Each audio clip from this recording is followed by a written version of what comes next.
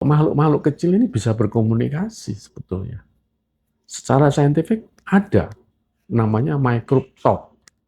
Nah, microbe talk itu mereka bisa berkomunikasi. Contoh berkomunikasi yang paling sederhana saat kita makan, bahwa bakteri yang ada di mulut, kalau tahu bahwa makanan itu ada racunnya, berbahaya buat tubuh, dia akan memberikan tanda di sana. Kalau udah masuk di lambung dan seterusnya, tolong segera dikeluarkan. Karena berbahaya dengan tubuh. Makhluk kecil inilah yang memang bertugas untuk menjaga tadi. Secara tidak langsung sebenarnya Pak Bas itu ingin mengatakan bahwa makhluk pertama sebenarnya adalah bakteri ya? Oke, Mikrobakteri. mikrobakteri. Kita tahu kan banyak pupuk-pupuk pestisida sintetis itu kan sekarang sama petani dianggap sebagai solusi, dianggap sebagai solusi gitu. Nah, sementara Anda melihatnya ini sebagai racun jangka panjang.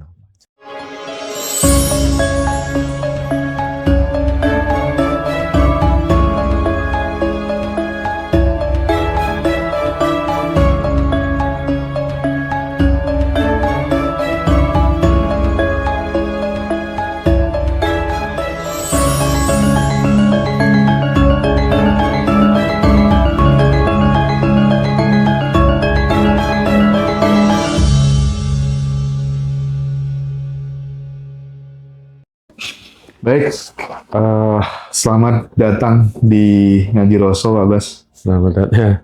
Terima kasih sudah meluangkan waktunya untuk mampir menyapa sahabat-sahabat di Ngaji Rasul. Jadi teman-teman, pagi-pagi sekali kita kedatangan tamu yang mungkin bisa dibilang unik. Ini kita mengangkat tema yang tidak seperti biasanya gitu. Kita sedang berhadapan dengan seseorang yang mungkin bisa dibilang bertahun-tahun menafkahkan hidupnya untuk mengabdi kepada kehidupan begitu ya. Fokus untuk mengembangkan mikrobakteri gitu ya. Dan tentu kita tahu bahwa mikrobakteri itu adalah sebuah fondasi kehidupan gitu. Nah, oleh karenanya kita akan coba dengar langsung kira-kira apa sih Pak Bas sebenarnya mikrobakteri itu gitu. Dan kenapa Anda percaya bahwa bakteri yang baik itu adalah fondasi untuk kesehatan, untuk tanah, tanaman, dan manusia gitu. Gimana Pak Bas?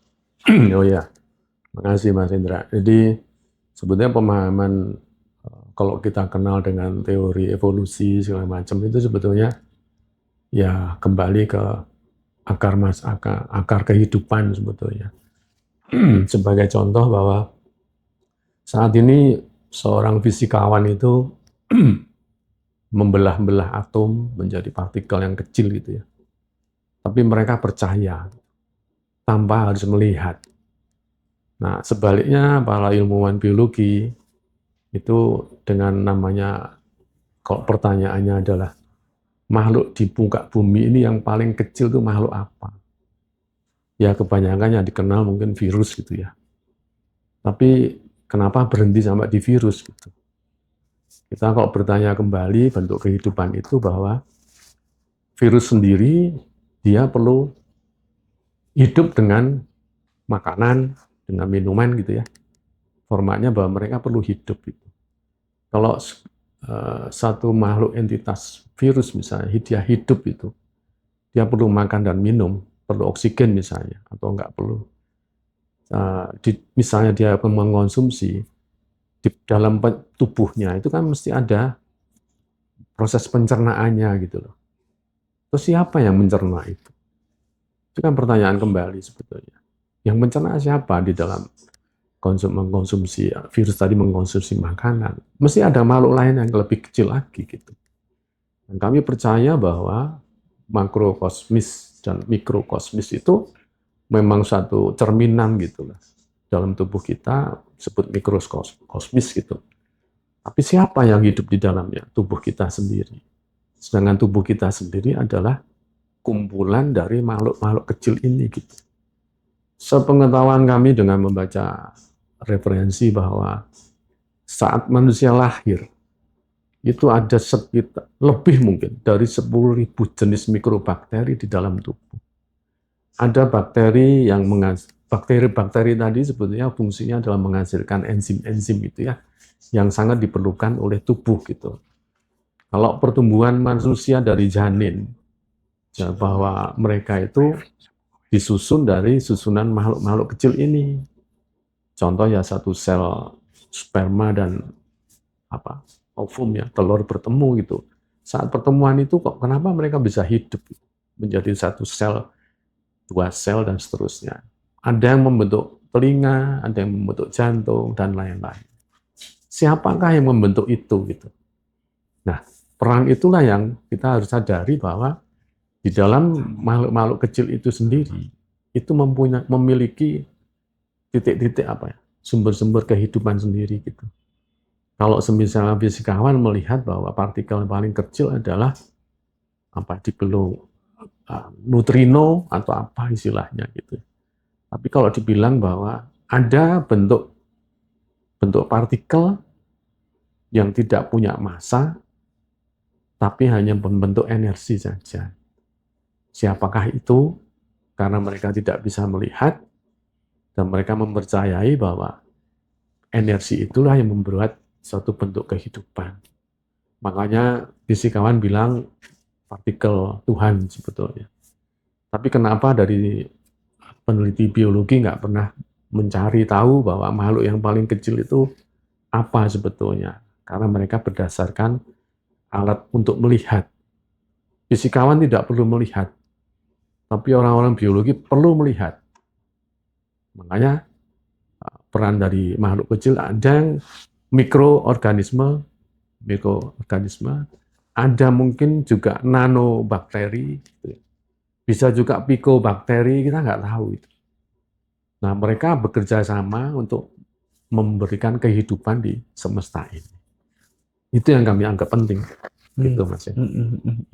Terus mungkin ini Pak Bas bisa di breakdown bagaimana Pak Bas mengembangkan kultur bakteri ini gitu. Apakah semacam kayak bisa dibilang fermentasi atau mungkin ada teknologi yang mungkin lebih kompleks gitu? Oke. Ya sebetulnya kami ini, saya juga nggak punya basic pengetahuan biologi lah. Kami juga dari orang-orang teknikal gitu ya. Tapi kebetulan kami punya tim yang memang awalnya tahun 2000 awal mereka itu mencari tahu bentuk panggilan tadi itu sebetulnya makhluk-makhluk kecil ini memang punya peran memberi makan yang pertama kali. Tapi bagaimana tim kami ini mau mengembangbiakkan? Kalau dari penelitian bahwa banyak ahli biologi itu mencoba mengumpulkan bakteri-bakteri baik sebetulnya, dijadikan satu dan untuk dikembangbiakkan, untuk dimanfaatkan. Tapi dalam kenyataannya mereka juga tidak mudah mendamaikan mereka. Nah, tim kami ini mencoba juga begitu, dia ambil bakteri-bakteri dari tempat yang daerah suhu tinggi, yang dingin, yang dikerjakan manusia dengan mungkin di dapur dan lain-lain itu semua adalah peran-peran bakteri tadi. Karena rupanya peran ini adalah makhluk pengurai sebetulnya. Makhluk pengurai inilah yang memberi makan pertama kali. Jadi bentuk-bentuk renik-renik, misalnya bangkai, bagaimana bangkai itu harus kembali ke tanah. Itu ya perannya makhluk kecil ini yang untuk mengurai. Dia akan dikembalikan lagi ke tanah.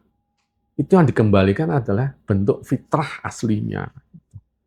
Nah, manusia ini justru sebaliknya, menggali dari tanah untuk diekstrak menjadi macam-macam material yang untuk kebutuhan manusia. Tapi lupa, apa yang sudah diekstrak, bisa nggak manusia mengembalikan lagi menjadi tanah? Semua dari tanah memang. Nah, tanah ini adalah kumpulan dari mikrobakteri. Kami mencoba mengembangbiakkan, menggabungkan bakteri-bakteri tadi, supaya mereka bisa nggak berdamai. Nah, disitulah kami coba menemukan bahwa titik kedamaian itu ada di mana sebetulnya. Ya kita harus mengikuti hukumnya Sang Pencipta. Kalau makhluk-makhluk kecil ini bisa berkomunikasi sebetulnya. Secara saintifik ada, namanya microbe talk. Nah, microbe talk itu mereka bisa berkomunikasi. Contoh berkomunikasi yang paling sederhana saat kita makan, bahwa bakteri yang ada di mulut, kalau tahu bahwa makanan itu ada racunnya, berbahaya buat tubuh, dia akan memberikan tanda di sana. Kalau udah masuk di lambung dan seterusnya, tolong segera dikeluarkan. Karena berbahaya dengan tubuh. Makhluk kecil inilah yang memang bertugas untuk menjaga tadi. Nah, menjaga tadi sebetulnya ada perannya siapa? Ya perannya dari jiwa sendiri, jiwa manusia itu. Makanya saya bilang untuk kita kumpulkan. Nah, semangatnya adalah saya memberikan contoh sederhananya adalah kalau manusia ini sendiri mereka itu punya semangat saling mengasihi, makhluk kecil juga sama. Nah, kami mengembangbiakkan ini hanya punya semangat Anda, kalian, makhluk-makhluk kecil ini juga bisa bekerja sama, saling mengasihi, saling menjaga, saling melindungi, saling menghidupi gitu. Ternyata mereka bisa hidup bareng. Walaupun dengan macam-macam bakteri yang dikatakan manusia saat ini itu berbahaya. Contohnya kalau kita kenal dengan bakteri E. coli gitu. E. coli dari kotoran sapi itu banyak sekali, ribuan. Itu dalam satu tetes saja, bisa ribuan. Tapi dengan untuk ribuan, kalau saya tes air minum ada E. coli sekian ribu, jangan diminum. Karena akan menyebabkan dia diare. Nah, tapi kenapa yang kami kembangbiakkan ini yang asalnya dari kotoran sapi, yang puluhan ribu, ratusan ribu jumlahnya dalam satu tetes. Kalau saya konsumsi, saya tidak diare. Karena apa? Seperti kami punya komunikasi gitu, ada hubungan sebetulnya. Tubuh kita sendiri ada namanya E. coli. Yang membusukkan makanan di usus itu E. coli. Tapi kenapa kalau berlebih, dia kok kita bilang itu diare. Jangan minum air yang mengandung E. coli, nanti akan diare. Iya, akan diare. Secara saintifik bilang, kalau bakteri-bakteri ini bentuknya bentuk quorum, mereka punya bahasa-bahasa itu punya. Kalau quorum misalnya jumlahnya 1 juta, dia akan segera mengeluarkan toksit. Itu yang membuat kita diare. Nah, sekarang bagaimana? Kok saya minum sekian banyak, kenapa saya nggak diare? Seolah-olah kami juga mengajarkan mereka berkumpul untuk saling menghidupi loh ya. Jadi kalau saya minum, Mas, dia tidak akan mengeluarkan toksit.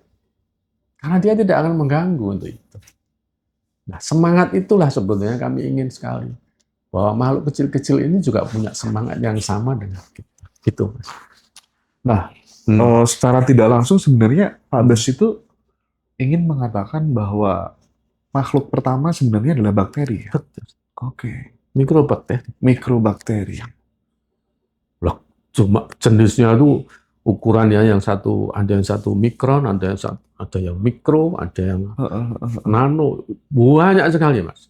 Ya itu yang disebut dengan tak terbatasnya Sang Pencipta.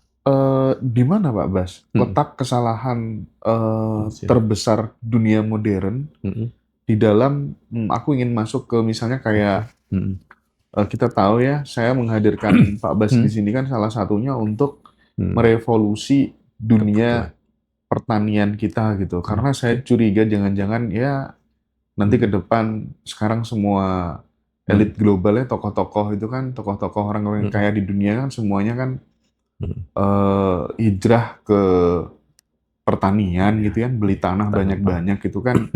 Jangan-jangan nanti untuk bakal ada kelangkaan pangan dan lain sebagainya dan seterusnya kan kita nggak tahu. Tapi yang jelas mereka kan biasanya selalu jadi yang paling pertama gitu kan, yang paling pertama gitu. Nah, bagaimana kesalahan terbesar dunia modern dalam memperlakukan tanah dan makanan atau pangan gitu Pak Bas? Oke, ya sebetulnya ada hal-hal yang didorong oleh manusia itu adalah tentang hal-hal instan sebetulnya.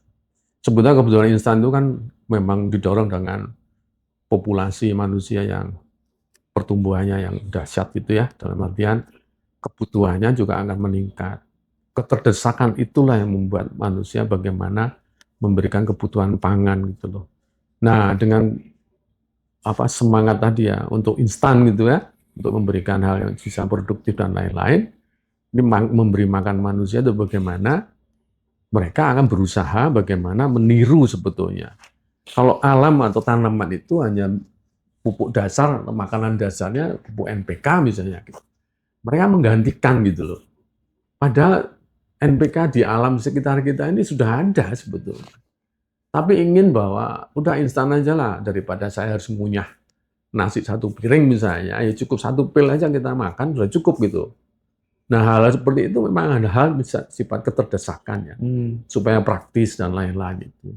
Nah, dan mindset-nya udah kayak gitu ya? Iya. Tapi di balik itu ada loh Pak yang mendorong supaya larinya ke materialisme gitu. Oh, tahu. Jadi kebutuhan bisnis Mas sebetulnya. Ya itu yang di-drive. Nah bangsa kita, leluhur kita menanam padi dengan cara lumpur itu bisa satu dengkul Pak, sawahnya gitu. Saat ini satu mata kaki lumpurnya. Bener. Itulah hasil karya bahwa pupuk-pupuk kimia ini yang tidak diajarkan, mohon maaf saya bilang secara matematis gitu. Kalau kita mau panen satu pohon itu 10 kilo, kenapa nggak diberi makannya ya 10 kilo? Anak kita ini tumbuh Pak, kan tidak dengan air saja. Ada masa yang harus diberikan ke anak kita. Tanaman juga sama, makhluk hidup. Mau panen 10 kilo minimal ya diberi makan 10 kilo. Jadi tanah itu sebetulnya hanya sebagai tempat, cangkangnya tempat singgah. Nah kami ingin merubah mindset petani. Jangan kau menabur 1 sendok pupuk, pengen panen 10 kilo. Itu hukum apa yang terjadi? Ya di balik itu sebetulnya adalah tentang keterdesakan yang larinya ke bisnis. Konsekuensi logisnya apa ketika kemudian tidak imbang? Itu kan jelas karena apa ya? Aku melihatnya karena greedy gitu ya, karena keserakahan gitu ya. Nah itu konsekuensinya apa untuk si tanah itu sendiri? Nah, tanah sendiri, kalau saya sebut generiknya itu biomasa. Biomasa itu adalah ya massa dan energi itu kan satu kesatuan yang nggak bisa dipisahkan. Dia tetap jumlahnya gitu. Kalau satu lahan itu hanya nebar pupuk satu sendok misalnya atau 1 kuintal, gitu. Mau panennya 1 ton misalnya, ada selisih 9 kuintal itu. 9 kuintal itu ngambil dari mana wujudnya? Selalu yang diambil adalah biomasa dari tanah itu sendiri. Kalau tadi lumpur padi dulu zaman kita, orang-orang tua kita, 1 dengkul, lama-lama juga akan habis biomasa yang ada di tanah itu. Makanya gersang sekali tanah itu. Ya. Jadi seperti pasir semua. Terus kita udah lihat sendiri loh saya katakan. Nah, sekarang bagaimana merubah ini mindset yang sudah sudah nyaman buat petani adalah saya hanya nabur 1 sendok gitu. Saya mau panen sekian, nggak keringetan Mas, kasarnya gitu. Tapi apa dampaknya di sana? Kalau sudah tanah tidak punya biomasa kembali, pupuknya akan makin banyak. Pupuknya akan banyak. Apa dampak berikutnya? Mengerikan sekali sebetulnya. Nasi yang kita makan dari hasil panen pupuk-pupuk kimia itu, lihat sendiri, masak pagi, sore udah basi. Terus gimana manusia ini bisa sehat gitu? Nah, pembentukan memfotokopi proses alami yang mestinya jalan secara alami itu dengan natural tadi, manusia menggantikan dengan artifisialnya. Karena pengen semuanya cepat, instan semua. Dan bisnis maksudnya. Itu yang berat sekali kita diajarin bisnis. Di mana-mana bisnis. Padahal ada perlu keseimbangan di sana. Nah sekarang dampaknya ya mulai banyak penyakit dan lain-lain. Kenapa kok bisa banyak penyakit? Dampaknya tadi ya. Kalau makhluk kecil-kecil ini adalah makhluk yang pertama kali hadir di muka bumi. Dia sampai hari ini ada. Artinya apa? Umur bumi 4 miliar lebih tahunnya. Dia bisa hidup sampai hari ini. Berarti apa? Dia adalah makhluk yang paling cerdas, Mas, untuk bisa survive. Kalau saya tabur dengan bahan-bahan kimia, dia ada yang hidup Pak Mas, yang mati juga banyak, tapi yang hidup juga banyak. Bagaimana dia hidup dengan survival mereka yang hebat? Kalau dulunya dia memang makan nasi contohnya, kalau sekarang ditaburin bahan-bahan kimia, dia bisa makan bahan-bahan kimia tadi. Tetap dia akan urai. Karena panggilan dia adalah mengembalikan semuanya ke aslinya dari alam. Gitu. Tapi perubahan tadi, itu manusia menyebut itu jadi penyakit. Ya karena jadi hama, jadi kasarnya gitu. Saya ambil contoh aja. Kalau padi diserang tikus, Mas, ya.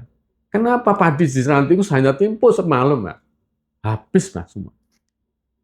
Kalau kita kembali lagi tanya bahwa renik-renik di dalam tanah tadi, mereka kekurangan makanan. Terus kenapa yang datang kok tikus sampai ribuan? Satu hari saja. Karena dia BAB di situ, Mas. Dia memberi makan renik-renik itu sebetulnya. Jadi fungsinya, ya ini rantai makanan kembali kan. Iya. Gitu.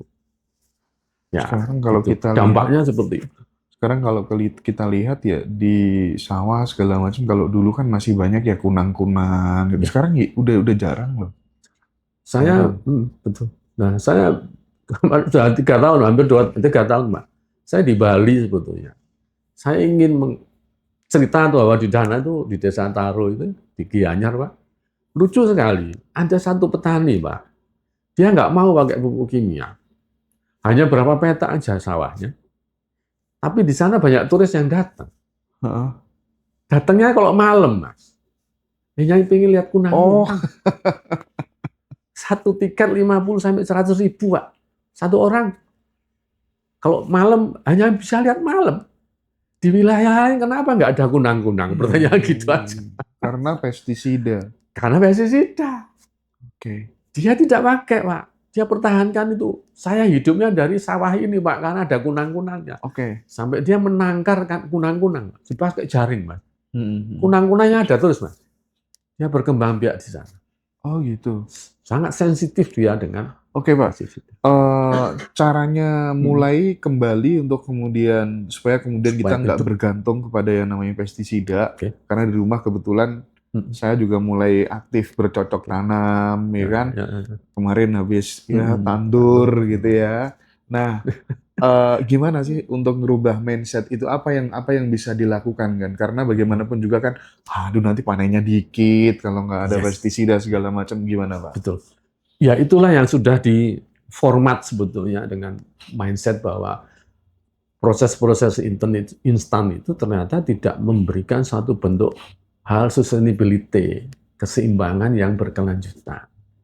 Kalau kami mengenalkan dengan bakteri ini juga sebenarnya ada keistimewaan yang kami coba kembangbiakkan, karena dalam satu tetes ini sebetulnya ada. Tunjukin dong Pak, kan ada sudah bikin 3 apa tuh? Nah, ya. Salah satunya itu dia. Ya sebetulnya ini ada bentuk untuk pertanian sama peternakan. Saya ada mereknya sebetulnya, ini bebas buat kami, namanya Biocompound. Itu yang ini namanya probiotik kita. Probiotik ini untuk khusus dikonsumsi manusia. Ya, saya mohon maaf kalau sampai hari ini pun saya tidak ngurusi tentang sertifikasi. Karena kami ingin praktikal saja. Ya. Okay. Sertifikasi itu sama seperti bentuk hal-hal keterikatan dalam bisnis sebetulnya. Saya ingin menghindari itu, Pak. Contoh saja, Pak, dibilang bahwa hari ini banyak petani pengen pertaniannya organik. Saya juga ingin merubah mindset itu. Organik itu bagaimana? Ya hasil dari uji lab, Pak. Disebut organik gitu. Saya ke Desa Petak di Gianyar juga di Taro juga sama. Bapak mengatakan ini padi organik dasarnya dari tes lab saja. Coba kita kembali ke alam saja. Apakah di sawah subak Bapak itu adakah capung? Adakah kupu-kupu? Adakah belut, Pak? Yang terakhir, adakah kunang-kunang? Kalau itu tidak ada hewan itu, bagaimana Bapak menyatakan itu organik? Gitu. Gimana kalau sekarang saya balik? Saya nggak perlu sertifikasi dengan lab-lab tadi, Pak, ada badan sertifikasi. Gimana saya tunjukkan? Ya di survei aja, Pak, ada kunang-kunangnya enggak di situ. Kalau ada kunang-kunang, artinya dia organik. Gitu. Nah, sekarang produk-produk ini kenapa saya coba kenalkan? Untuk mengembalikan kembali bahwa ini adalah bentuk konsorsium mikroorganisme lokal. Konsorsium itu gabungan dari banyak jenis, ratusan jenis Pak, bakteri baik, yang dia tugasnya adalah mengembalikan bentuk fitrahnya alam itu, tanah itu sendiri. Jadi kalau saya menanam sekarang ini, saya tidak perlu tanah, Mas. Saya hanya perlu biomasa. Sampah-sampah organik yang sekarang jadi masalah, ayo kita solusikan dengan cara ini, tapi langsung dipakai buat pertanian. Ngapain saya bingung dengan pupuk kimia? Itulah bentuk ketakutan manusia sekarang, petani sekarang. Karena sangat tergantung dengan tadi teknologi. Ibarat agama itu udah terdogma gitu. Udah tercengkeram dengan format itu. Oke. Kayaknya kita harus mulai mencoba ini ya. Mulai berubah gitu. Jadi mungkin perlu dijelaskan pelan-pelan, Pak Bas. Kita tahu kan banyak pupuk pestisida sintetis itu kan sekarang sama petani dianggap sebagai solusi. Dianggap sebagai solusi gitu. Nah, sementara Anda melihatnya ini sebagai racun jangka panjang. Ya kan? Bisa dijelaskan dari sisi ilmiah dan filosofisnya barangkali. Oke. Ya gini. Kalau kami sendiri dengan mulai belajar dengan makhluk kecil ini sebetulnya kenapa dia bentuk konsorsium? Mereka kerja sama-sama menghidupi dan lain-lain. Kenapa manusia tidak bisa meniru seperti itu? Gitu. Kedua, pada saat manusia mengganti peran makhluk ini, ada sesuatu yang secara sustainability, secara keberlanjutan, itu akan ketemu titik di mana dia nggak bisa berlanjut gitu. Nah, bagaimana dengan menabur ini sebetulnya, dia akan mengembalikan ke fitrahnya. Pengenalan bahwa kembali ke fitrah itu seperti halnya ya dulu tanpa adanya pestisida, tanpa ada pupuk kimia gitu. Kenapa orang terdorong dengan itu? Kan tidak sadar, Pak, bahwa kita ini sebetulnya diajarkan tentang tidak mau berbagi. Tidak mau peduli dengan apa yang saya pengen bahwa satu hamparan kubis, tanaman kubis atau brokoli, Pak. Itu supaya ya kalau ada hama 10 pohon kena hama gitu. Yang disemprot adalah 1 hektar brokoli, Pak. Ya itu kan produk jualan, Pak, sebetulnya. Ini perlu diluruskan nih. Kenapa kita tidak pernah bilang gitu loh? Kalau kami juga nyoba ngajarkan petani, kenapa Anda nggak bicara dengan tanaman atau dengan hama itu?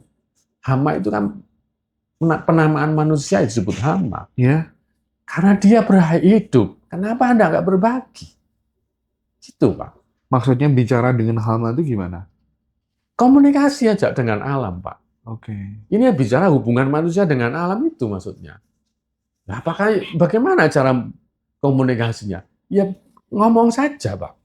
Saya bilang bahwa ini tikus sudah mulai muncul, Pak, itu. Ya bolehlah kalian makan, tapi jangan semua. Kami juga perlu makan. Nah, hama juga sama sebenarnya. Dia juga perlu makan ya. Pak Bas sudah terapin itu? Ya. Apakah mereka merespon? Nah, cara berbahasa tadi sebetulnya baik sekali adalah kami mencoba dengan bahasa mikrobakteri ini, Mas. Karena tikus pun punya bakteri yang sama. Ini kan ada komunikasi sebetulnya. Ini akarnya kan ketidakseimbangan ekosistem mikro sebenarnya kan ya. Nah, yang mendrive bahwa makhluk kecil ini akan menghasilkan enzim yang baik, apa drivernya, Pak? Drivernya adalah nafsunya manusia. Kalau manusia itu keserakahannya muncul, Mas. Ya akan dia akan tidak menghasilkan enzim yang baik. Orang marah-marah terus, Pak, tiap hari. Apa umurnya panjang, Pak? Enzim yang dihasilkan tidak baik. Nah, itu akan berdampak ke tadi. Saya cari bagaimana menanam segala macam.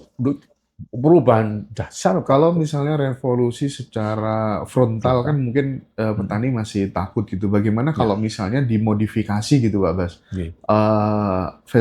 Pestisidanya dikurangi gitu ya, Mm-mm. terus kemudian dikasih sama Mm-mm. ini gimana Pak Bas? Nah, gini, sebetulnya kan kami juga pengen Pak kalau ada industri pupuk pupuk kimia sekarang itu dia mulai merubah juga harus bisa menggeser bahwa keberimbangan itu perlu. Jadi kalau kami tidak anti kimia Pak sebetulnya. Karena ada makhluk ini, saya tidak anti kimia. Cuman pupuk kimianya cuma 10% Pak. Oh, Itu tetap perlu, nggak apa-apa. Buat kami tidak apa-apa. Karena nggak semua unsur dasar itu ada di lokasi situ. Gitu loh Pak. Contoh Pak ya, bahwa saya menanam misalnya, ada pupuk dasar namanya NPK. NPK. Nah, NPK itu ya pabrik pupuk kimia meniru semua. G. Tapi kami bisa meniru di sekitarnya Pak. NPK itu apa? Dari unsur apa? N itu dari unsur hijauan Pak. Sampah hijauan itu Pak. G. Pakai aja. Kedua, K-nya dapat dari mana? Ya ambil contoh batang pisang Pak. Daun pisang, kulit pisang, pohon pisang itu banyak mengandung kalium. Oke. Ya, kalau cari yang lain, tanaman, monggo kita cari aja yang di lokasi itu. Ketiga, tentang fosfor. Fosfor itu banyak dihasilkan dari hewani, Pak. Jadi apa ya kotoran ayam, Dicampur-campur berarti. mix saja. Oke. Nah, makhluk inilah ya. Cacah-cacah gitu ya. Kalau kami Islam lebih bagus dicacah. Oke. Mau yang tumpuk-tumpukan saja nggak masalah Pak. Asal disiramin ini nanti. Dan makhluk ini yang bekerja. Dia akan mengurai untuk kebutuhan makhluk lain yang hidup di atas. Gimana kalau cukup makhluk itu aja yang disemprotkan? Dia semprotkan. Makhluk ini adalah pengurai Pak. Dia perlu makanan. Oh. Lah makanannya apa? Ya biomasa tadi makanannya. Dia akan urai menjadi tanah Pak nanti. Dan ada enzim-enzim yang dihasilkan di situ yang diperlukan sama tanaman. Berarti kalau misalnya kita punya padi baru ditanam, dikasih itu nggak pas dong? Harus ditambahi Pak. Tambahin apa? Kalau kami kan biomasa yang paling gampang kan dari kotoran sapi. Oh, oke. Mau Supaya hijau, diurai sama dia. diurai. Oke, sip. Jadilah makanan dari tumbuhan itu akan makanannya dari biomasa yang diurai. Dan itu juga lebih menyelamatkan tanah. Nah, sekarang bagaimana dengan pestisida? Kami coba mengajarkan, kalau mau membuat pestisida alami, belajarlah dari lingkungan. Misalnya sayur saya sawi, keserang ulet misalnya. Iya. Ya cari aja tanaman di sekitar kita yang daunnya tidak pernah dimakan ulet. Apa contohnya? Oh, daun mahoni misalnya. Ya udah, fermentasi aja mahoni tadi. Ini Pak. Dispraykan aja ke sayuran itu. Ulet tidak akan datang, Pak. Kalaupun datang ya monggo, jangan semua. Oke, kalau tadi gantinya NPK secara alami daun pisang, batang pisang, ya, batang pisang, kaliumnya. Terus kemudian daun-daunan itu daunan hijau-hijauan, hijau-hijauan, itu nitrogen, Pak. Nitrogen. Maka ada gamal, ada lantoro, itu banyak. Fosfornya apa tadi? Fosfornya dari kotoran hewan. Hewani. Jadi misalnya juga konkretnya apa, Pak? Konkret dari fosfor itu kotoran hewan yang apa gitu? Maksudnya misalnya sapi, kambing gitu. Ya gini, kalau mau ekstrimnya adalah saya pakai darah hewan. Wih, oke, beli di pasar ya? Ya, cucian daging Pak. Oke. Cucian ikan, itu banyak mengandung fosfor. Oh, dicampur. Iya, bagusnya kan difermentasi Pak. Iya. Tujuan kita fermentasi dengan cara ini Pak. Sebetulnya itu kan susah Pak buat petani untuk menanam. Saya siraman daging atau ikan saya siram di tepot Pak ya. Yang datang mesti tikus Pak. Iya. Yang datang mungkin anjing atau semut dan lain-lain. Nah, kami kenalkan bakteri ini karena dia bisa menghilangkan bau Pak. Oke, baik. Iya. Ya ini ada keistimewaannya Pak, perilaku kami yang coba kembangkan adalah dia tidak menghasilkan gas metan Pak. Mikroba ini kalau saya campur di sepiteng, Pak, sepitengnya tidak akan bau dan tidak akan menghasilkan gas metan. Oke. Saya sebenarnya udah lama membayangkan bikin konten-konten seperti ini, Pak. Supaya untuk bisa mengedukasi petani dan tidak terlalu bergantung sama yang namanya pestisida gitu. Berapa kali saya juga udah komunikasi sama Hmm. Pak Bayu Diningrat yang senantiasa sibuk keliling dari kota ke kota untuk Ya. mengedukasi petani gitu kan, biar panennya Lebih. melimpah dan lain sebagainya dan seterusnya gitu. Nah, Hmm. tapi sekali lagi hari ini tuh memang mulai ada kekhawatiran di publik Pak Bas tentang Ya. manusia yang makin hari makin menjauh dari yang namanya fitrah gitu kan. Ya. Nah, menurut Pak Bas gitu, Hmm. tanda paling jelas bahwa manusia tuh sudah mulai dimodifikasi oleh Hmm. sebuah pola hidup yang modern atau Ya. digiring untuk menjadi manusia tiruan Tiruan. itu gimana, Pak? Gitu. Ya, ambil contoh mungkin di paling mudah itu di tubuh kita ya. Tubuh kita ini sebetulnya mulai ada vaksinasi, ada obat-obat kimia yang mintanya instan semuanya. Sebetulnya mereka itu obat-obat ini sebetulnya bukan ke akar masalah sebetulnya. Ya ambil contoh hari inilah kita bisa lihat Pak, ya teman-teman saya yang namanya sakit gula misalnya. Sakit gula itu diabetes itu kan udah jutaan orang Pak di sana. Sebetulnya apa sih penyebabnya dari diabetes itu gitu. Kan itu bentuk akumulasi ya, bentuk akumulasi pola pikir, gaya hidup kita Pak sebetulnya. Itu yang mendrive Pak. Pola pikir dan gaya hidup kita itu sebetulnya mendrive si makhluk-makhluk kecil ini di dalam tubuh itu tidak berfungsi sebagaimana perannya dia saat lahir. Gitu. Nah sekarang bagaimana kita mau merubah, ya tadi ya, bagaimana saya bisa menarik orang untuk merubah tentang kesadaran itu. Kalau saya kan ekstrimnya, saya kasih minum, Pak. Supaya dia juga akan bekerja di tubuh ini. Tapi di tubuh ini adalah dia mengembalikan semua peran tadi. Jadi orang sakit gula, ya pengalaman sih banyak boleh cocok Pak. Termasuk yang kenalan kita yang ngajak saya ke sini. Diabetes dikasih apa? Saya kasih minum ini Pak. Yang mana? Bebas Pak. Oh, Cuman saya kan cari ini yang tidak sopan, ini yang sopan Pak. Ini Oke. dari buah, ini dari Oh iya, kotoran. Oke. Yang dari buah ada ya. Ada nggak pengalaman Pak Bas? Oke. Mungkin dulu kan pas COVID ya. Ya, oke. Nah, ada nggak yang misalnya dikasih itu langsung sembuh gitu? Yang mana? Dikasih yang mana? Sebenarnya sama dua-duanya. Kok saya paling yang ini.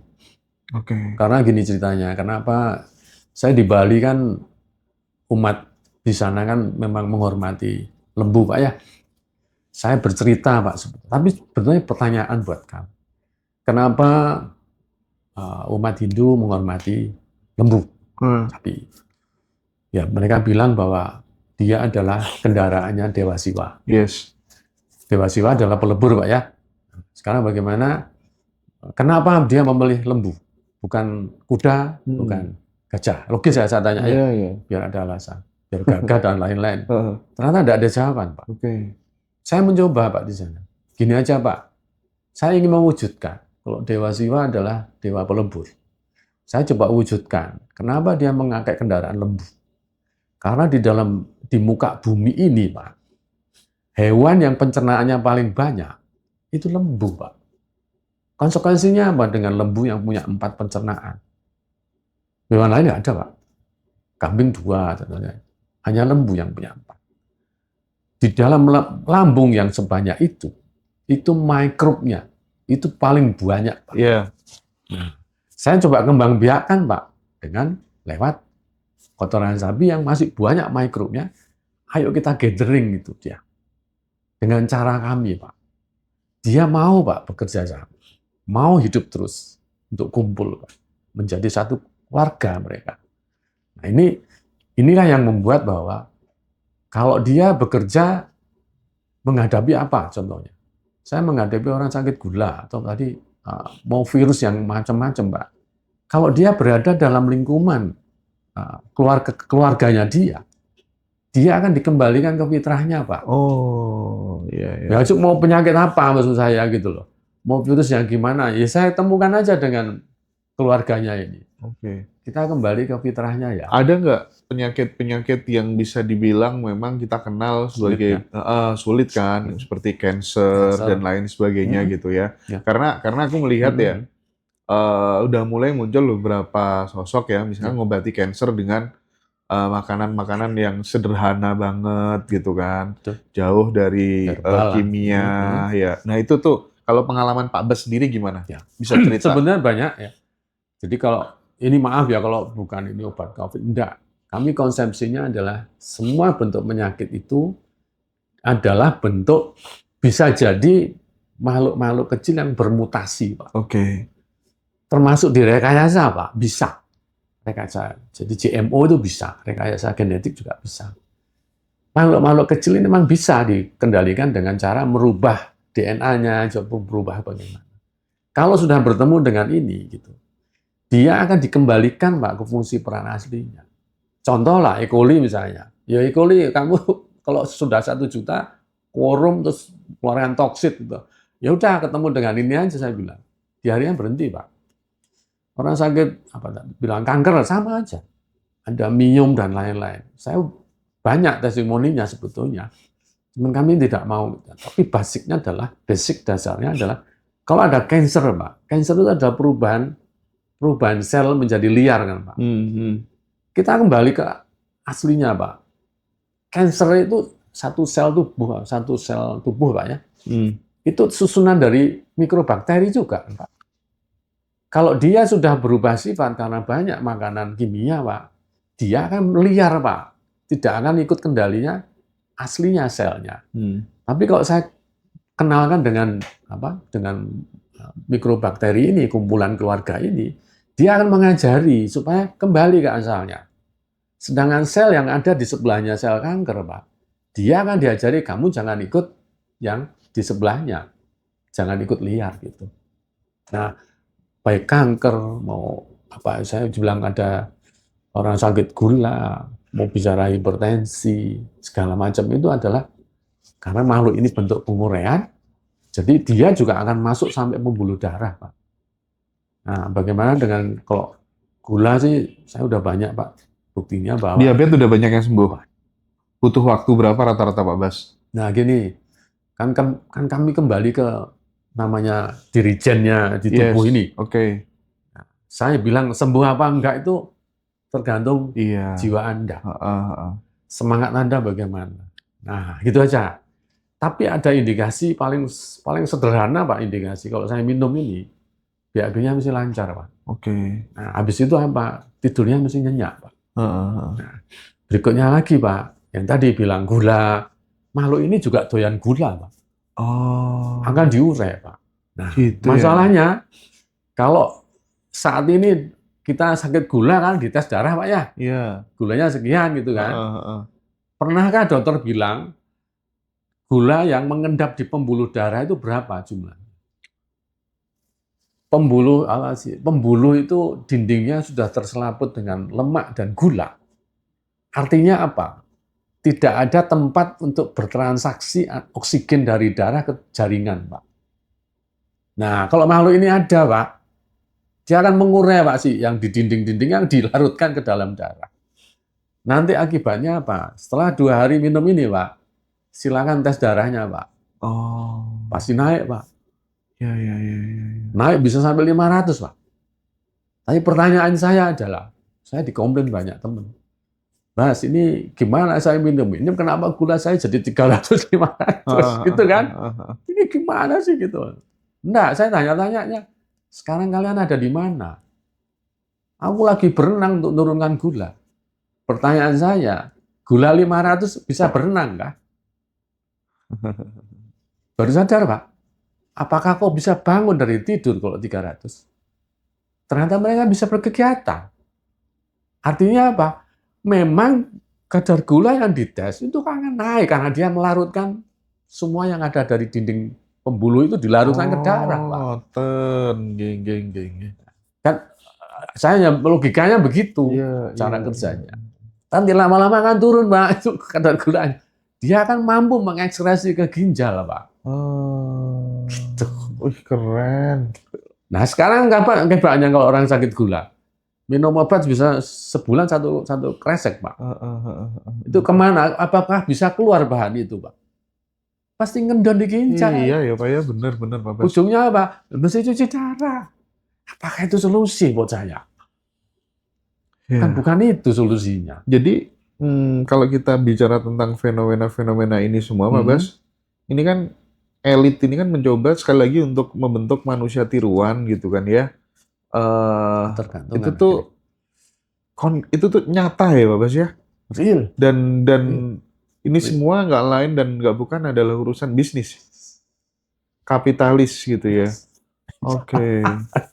Jadi ngeri tuh, Pak. Iya, ngeri ya. Nah, kami mau di grassroots, Pak. Ya karena Pak, ya sudah. Mereka lebih percaya untuk bisa ada buktinya. Ayo, kita mulai dari makanan yang sehat. Iya.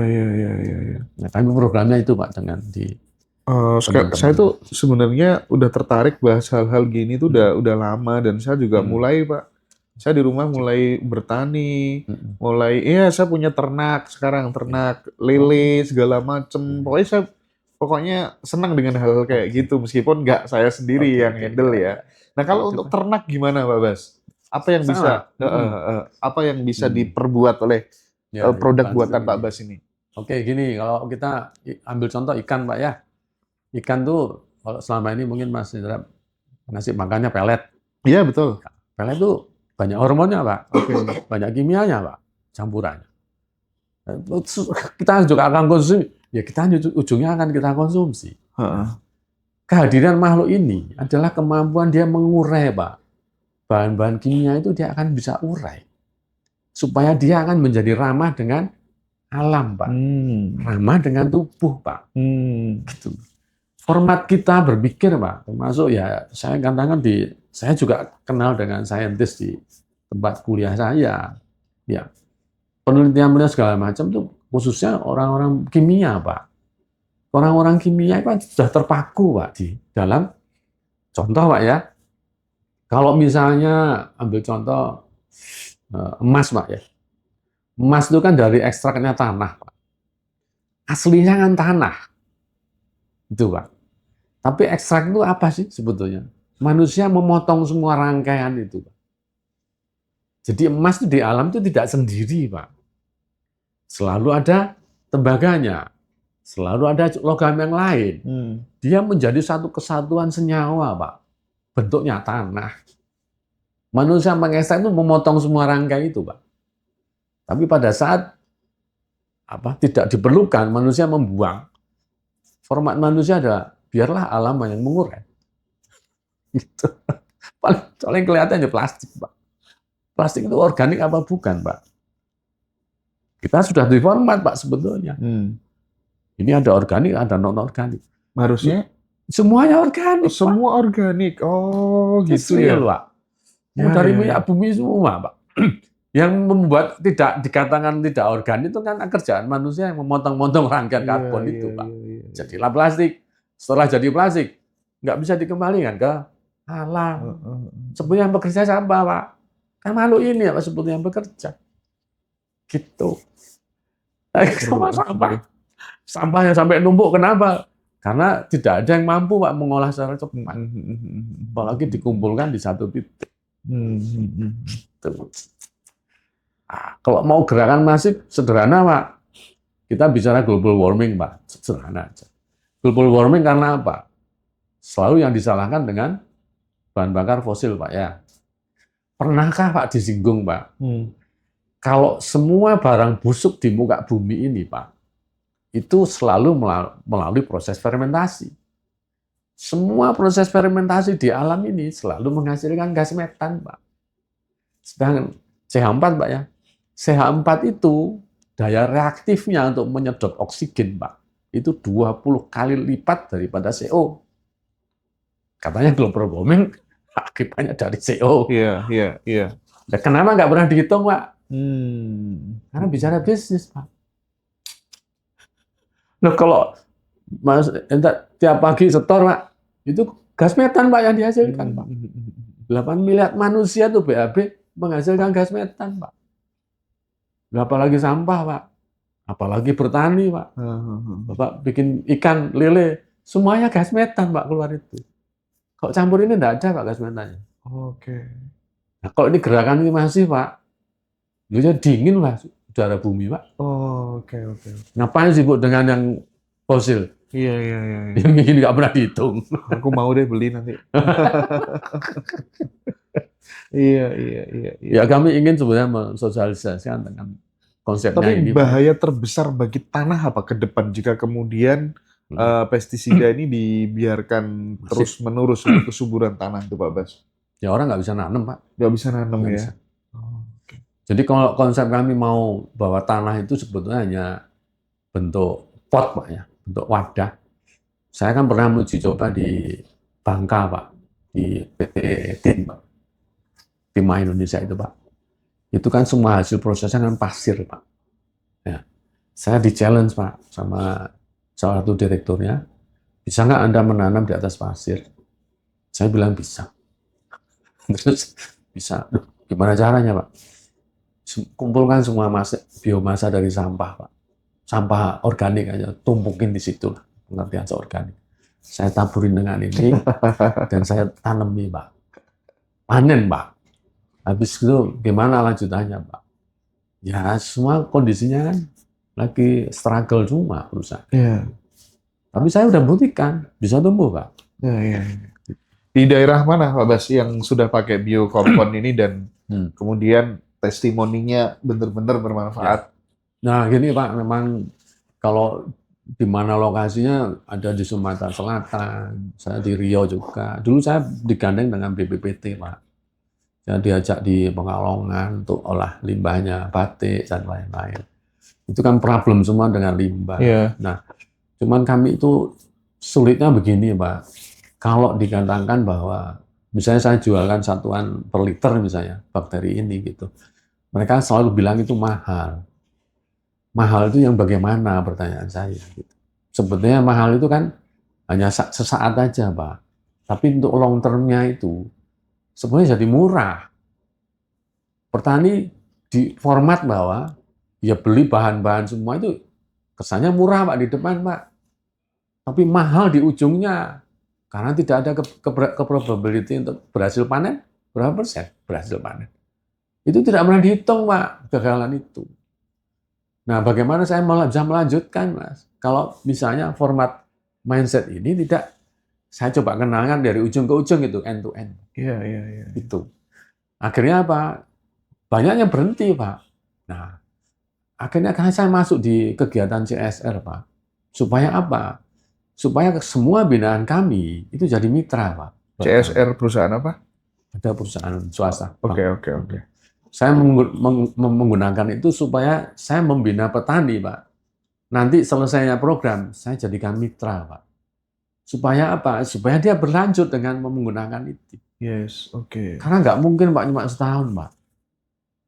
Nah, testimoni pergerakan mereka untuk uji coba itu ternyata memang perlu waktu untuk bisa sambil melunturkan mindset yang lama. Iya.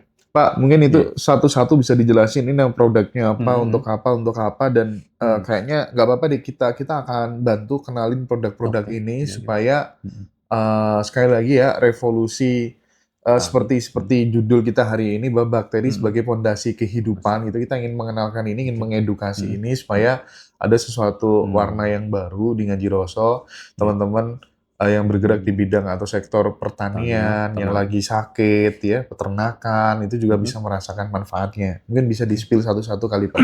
Oke. Yang tengah itu tadi kan disemprot-semprot kayak ini kan. Nah, ini sebenarnya intinya itu ada dua, Pak.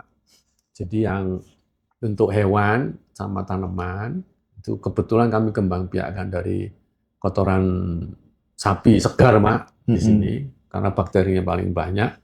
Yang kedua saya bikin dari bentuk buah-buahan. Ini yang dipakai untuk minuman manusia sebetulnya. Nah, konsep kami begini, Pak, dua produk ini sebetulnya bisa diturunkan segala macam produk, Pak. Ini bisa ribuan produk, Pak, turunannya ini. Contoh, Pak, saya katakan ini kenapa saya spray. Karena saya ini pakai ini, Pak, ya. Cuman saya filter, Pak. Saya aerasi, saya encerkan, saya pakai buat spray. Apa sih dampaknya? Saya kalau luka, Pak, saya spray pakai ini, Pak, cepet kering, Pak. Gitu. Nah, ini contoh-contoh produk turunan. Iya. Terus kemudian kalau orang mau jerawat segala macam, pakai ini aja. Karena dia akan menghilangkan infeksi, Pak. Oke. Karena semua jadi ramah kan, Pak. Iya, iya. Intinya gitu. Nah, sekarang dua hal ini untuk pertanian dan peternakan. Pertanian dan peternakan itu kami utamakan adalah bisa nggak kita bikin media tanam. Kalau saya bilang itu kompos, Pak, ya, media tanam gitu, Pak, atau kompos plus, saya bilang kompos plus. Kami membuat kompos itu hanya sehari, Pak. Kompos kan biasanya 3 bulan, Pak. Kalau saya pakai ini, Pak, saya sehari aja. Apa sih dampaknya secara ekonomi, secara ekologi, Pak? Loh, ayo kenapa orang nggak tertarik ke sini? Oh, iya, iya. Saya ngurusi sampah Bandung, Pak, memang saya tawarkan. Tapi kenapa nggak bisa jalan, Pak? Saya 12 tahun, Pak. Karena apa? Sibuk yang tadi, bicara Iya, bisnis tadi, Pak. bisnis, iya, iya, oke. Gila. Sekarang kok ini bisa, Pak, mengolah limbah organik dimanapun, Pak, untuk saya pakai buat media tanam. Artinya apa, Pak? Sebetulnya petani nggak perlu pupuk, Pak. Ya digelar saja, Pak, sampah-sampah ini, Pak. Oh, Hari itu juga. Bapak bisa tanami. Sampah kota yang menggunung itu, Pak, asal dipilah yang organik. Saya katakan itu biar sopan maksud saya, Pak. Karena format kita adalah ini organik, ini non-organik, Pak. Gitu dia loh, akan Pak. terurai jadi tanah. Semua akan terurai tanah, Pak. Oke, sip. Kalau misalnya memang plastik kresek itu, saya hanya cari katalisnya aja sebetulnya. Tas kresek juga bisa, Pak. Ini diurai 3 bulan, Pak, habis, Pak. Tapi kan saya nggak mau promo itu, Pak. Iya, iya, iya. Terlalu riskan saya katakan bahwa ini bisa. Nah, udah saya milih organik aja lah. Wes, sekian ton, Pak. Bandung itu 800 ton, Pak, organik, Pak. Iya, harusnya diurai aja pakai ini ya. Ya, tinggal cari lahan kosong aja. Contohnya apa? Yang mau coba, Pak. Bekas tambang semen loh, Pak. Heeh. Ada yang bisa nanem kah di atasnya? Enggak. Kenapa nggak digelar sampah organik saja? Iya. Siram ini saya tanam ya hari itu, Pak. Crazy, Pak. Keren. Gitu. Oke. Nah, ini yang produk minuman, silahkan. Saya pengen mencari partner dokter, Pak. Ilmuwan lah. Supaya apa? Saya bisa punya dukungan, Pak. Bahwa ini punya dampak, Pak. Iya, iya. Sama dengan ini. Oke. Gitu. Jadi mudah-mudahan nanti ada teman-teman yang punya ini ya, spesialisasi di bidang itu Ya. untuk kemudian mensupport gerakan yang dibangun oleh Pak Abbas Ya. dan tim. Dan teman-teman untuk dapetin produk ini nanti bisa hubungin kami. Nanti akan kita hubungkan dengan Pak Abbas biar dikirim dari Bandung langsung gitu ya.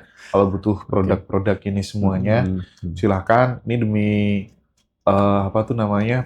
Kita pengen membantu teman-teman gitu ya, supaya kemudian kembali ke fitrah. Lagi-lagi kembali ke fitrah ya, Pak ya. Oke, Pak Abbas.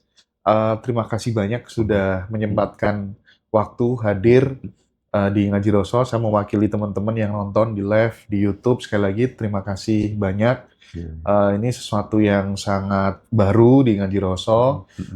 Mudah-mudahan jadi warna tersendiri, nambah literasi, mengedukasi teman-teman ya, yang bergerak di bidang pertanian, peternakan, dan banyak di sisi-sisi kehidupan yang tadi udah dielaborasi dengan begitu mendalam oleh Pak Abbas tentang pentingnya makhluk kecil, mikrobakteri ini sebagai awal kehidupan manusia, begitu ya Pak Abbas ya. Sehat terus Pak Abbas, terima kasih banyak sudah hadir ya. Ya, terima kasih. Saking Pak. Ya.